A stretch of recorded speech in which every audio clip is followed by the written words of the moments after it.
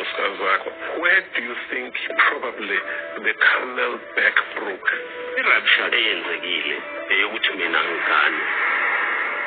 Umbono ulahleke kuphi la ndleleni? Angazi umbono ngizothi ulahleke kuphi. I really feel like mina ngidayiseliwe-ke ukusho ukuthi umbono ongesiwo umlungu ngoba bengithi kusayiwona engihamba ngawo kodwa ngiyabona ukuthi kuthiwa ngiyofundiswa manje umbono omusha.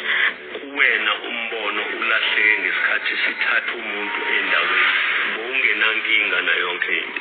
So ilokho kufanele ngikhulume nawe ukuthi why ngithathile umuntu engangithe mina endaweni engakubo kwalo umuntu unkosikazi nonkosikazi engimthatha umuntu. Iyona lento eyela kokusecondary ke lwandle. Okay. Okuqala umbono ulahleke nkathi uthi akuhamba abantu kanti umbono wawuthi akahamba umuntu esithenjini.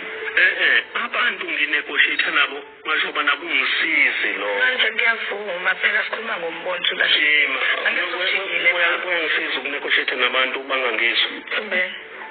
Sikhuluma ngombono. Ngisiza kanjani ukuthi kulo nyaka ngiyanegotiate nawe?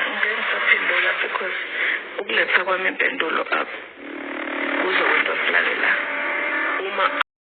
But Umselo needs to understand that umbono is not the only thing that is making these wives upset. Another thing is the way that he went about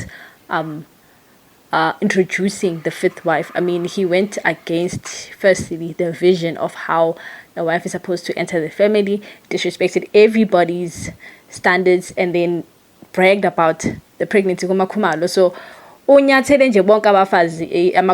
so that's why that's why beige. But other than that, the wives were okay.